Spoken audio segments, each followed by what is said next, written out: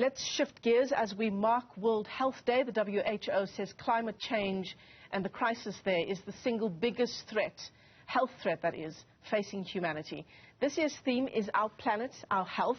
But how can we protect our health from the effects of climate change? Well, to help us unpack the story, we're joined now by the WHO's Director for the Department of Environment, Climate Change and Health.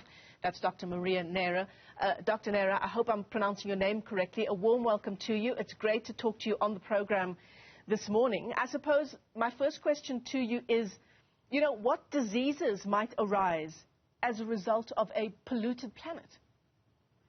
Yes, good morning, everybody. And first of all, happy World Health Day to everyone. Yes, the fact that we live on a polluted planet means that will represent a major challenge for our health.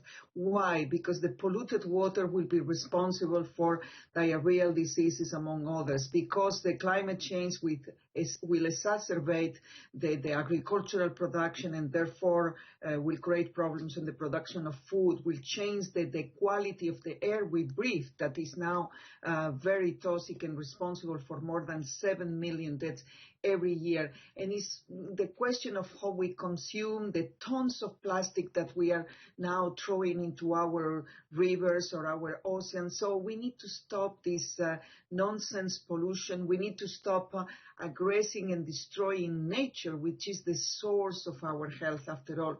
So with all of that in mind, the idea with the World Health Day today is explaining to the people how much nature, the planet's health is linked to us. So the diseases can go from respiratory diseases like lung cancer linked to the pollution that of the air we breathe every day.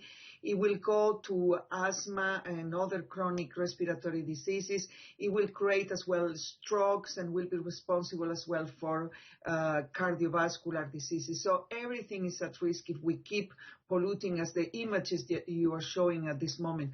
All of this smoke will end up in our lungs. Yeah, absolutely. Dr. Neira, are countries making this connection that you've just outlined to us, making this connection between a polluted planet and the health of their people, at least insofar as the level of policy making is concerned? And I suppose the answer to this will differ depending on which part of the world you're talking about. Exactly, but in general, you are right. I mean, the fact that we have this scientific evidence, so no excuses regarding the lack of knowledge, but the decisions taken at the government level and policymakers are not at the level of vision and speed that we need to tackle the problem. That's why the citizens need to be aware and pressure for those decisions to be taken and protect the water, the food, and the air we breathe. And our economies needs to be more investing on the health of people and protecting what will represent, avoiding what will represent an environmental risk for our health. I think that will be good for the health of the people, but as well for the economy and making a more sustainable planet to be very good for all of us. Yeah, and of course, talking about policy making, policy formation on the level of countries is one thing, but there are also decisions that all of us can make every single day to try and help protect and heal our planet. Absolutely, and this is the purpose of the message today, that the governments need to take very strong decisions regarding the energy sources we are using, how we move from very polluted fuels to the more cleaner ones. But as an individual, there are many things we can do as well. Be conscious of the way you use the energy, more efficient. Take a public transport when it's available and some pure possibilities. Be conscious of recycling and not throwing the waste maybe to the river. Be conscious that you can protect the nature, because the nature is the one that then will protect your health as well. And of course, the question the WHO, Dr. Neira, is asking on a day like today is, are we able to reimagine a world where there is clean air, clean water, and food for all? Can you imagine anything more, I would say, even normal than that? I mean, I think we all should have the right to have clean food, clean water and clean air.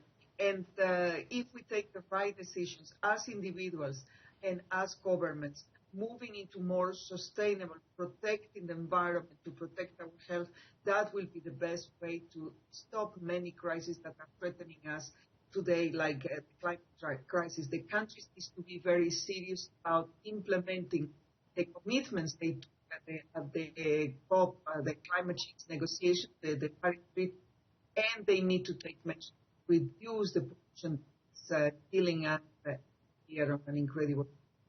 Yeah. Dr. Maria Neira, let me thank you for your time this morning. It's been great talking to you. She is the Director in the Department of Environment, Climate Change and Health at the World Health Organization. Thanks very much indeed. And of course, it's as we mark this World Health Day, the theme this year is Our Planet, Our Health.